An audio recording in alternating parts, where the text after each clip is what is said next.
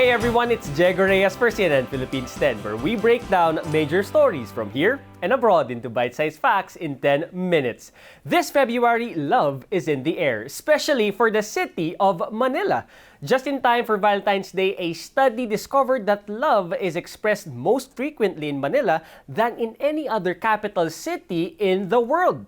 According to word search website Crossword Solver, people in the nation's capital find it easy to say I love you online. It found that for every 100,000 tweets sent from Manila, 1,246 contained words of endearment, making it the most loving capital city in the world. Still in time for Hearts Day, Maginhawa Community Pantry founder Ana Patricia Non and her group are selling Gulai bouquets.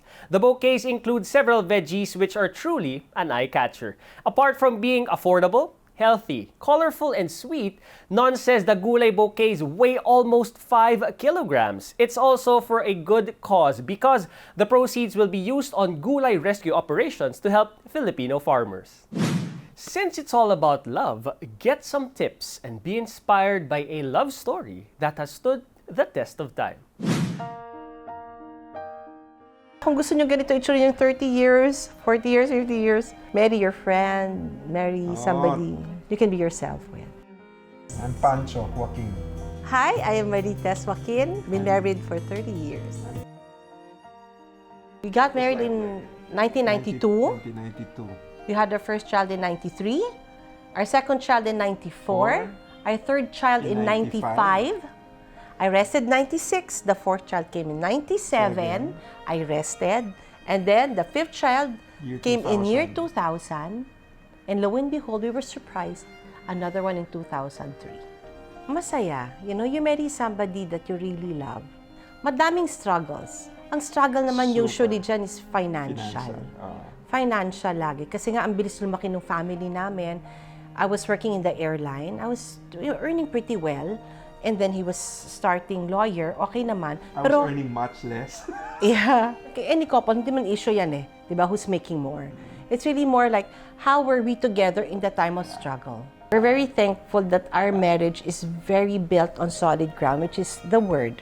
Yeah. We were always there for the kids. But we would always make time for each other. So sabi ko, 30 years. Sabi ko, gusto ko magpa-bless. Usually, papa-bless ka lang kay Father. Let's go to San Agustin, hear Mass, and eat out. That's what I told him. Lumaki na doon. Sabi ko, hindi.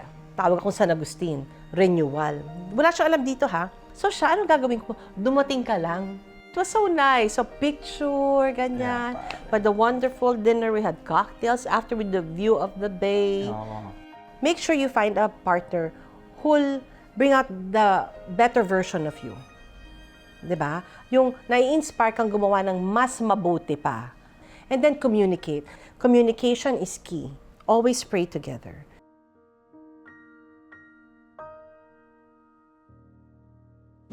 For Crash Landing on You or Chloe fans, relive the kilig scenes of Captain Ri and Seri, the K-drama stars turned real-life couple, as we take you to some of the spots in Switzerland where some of their scenes were shot.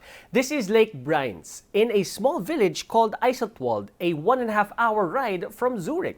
It's the famous spot where Captain Ri played the piano for Seri. In this old town in Zurich, you'll find Monsterbrock, the famous footbridge also used in the K-drama series. One day isn't enough to explore all the Chloe spots and the rest of what Switzerland has to offer. That's why, for many tourists, it's a place they keep coming back to and fall in love all over again. In Britain, 2 Filipino nurses shared they had a meaningful meeting with King Charles and Queen Consort Camilla. Oliver Soriano of the National Health Service in England says the invitation felt like a gesture of support and recognition of their work. Fellow nurse Louis Horn echoed the sentiment, narrating her own special experience greeting the newly crowned king. I immediately said, I'm a nurse, I'm from NHS, and they paused. When you're a nurse and you're a Filipino, because of everything that we've done during COVID, he paused and said, oh, wow. And I said, yes, I'm a matron. I've been in the NHS.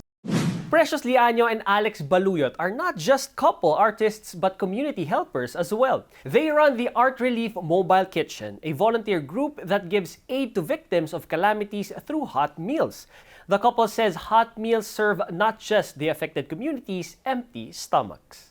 Kasi pag makikita mo talaga yung ngiti nila at saka yung pag-asa, pagkuha nila ng pagkain na mainit. Mainit pa, umuusok pa. Those things, nakikita mo unti-unting lumalakas yung community, yung mga tao dun sa community. Nagiging kalmado sila Nagiging kalmado sila. Malaki yung diferensya ng kalma na binibigay ng mainit at masustansya at masarap na pagkain. Enjoy a quick break from the city and take your special someone to a beach paradise that is Puerto, Galera.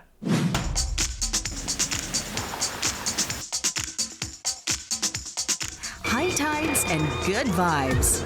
It feels like summer all year round in our next destination.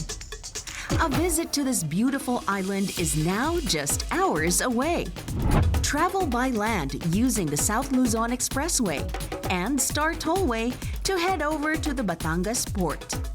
Then hop on a ferry and explore the heart of Asia, Puerto Galera.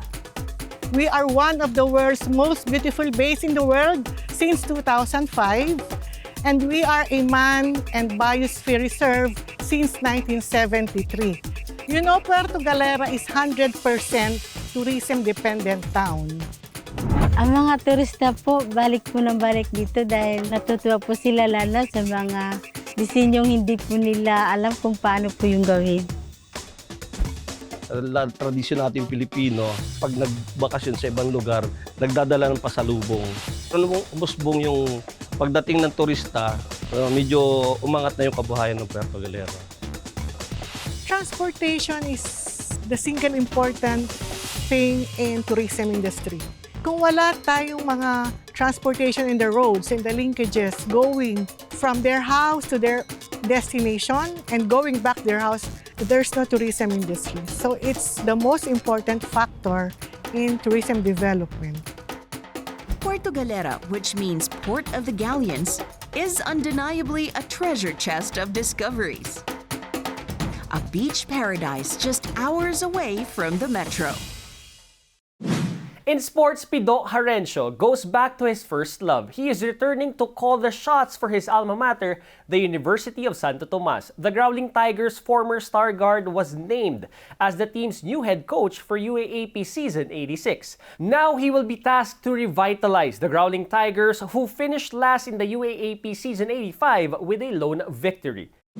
LeBron James of the Los Angeles Lakers is the NBA's new scoring king. In a game against Oklahoma City Thunder, James pushed his career total to 38,388 points and broke the record held by Kareem Abdul-Jabbar for nearly 4 decades.